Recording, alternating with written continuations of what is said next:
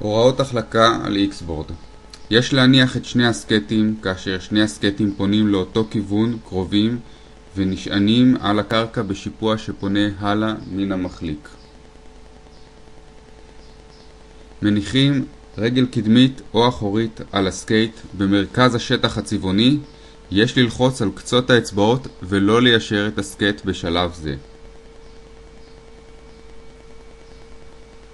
מניחים את הרגל השנייה במרכז השטח הצבעוני, לוחצים על קצות האצבעות ומכופפים קלות את הברכיים.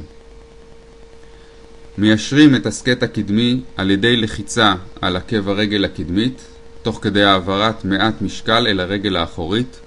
מניעים את הרגל הקדמית בתנופה קלה קדימה, ואז מיישרים ומצרפים את הרגל האחורית, תוך כדי העברת משקל חזרה בצורה שווה לשני הסקטים.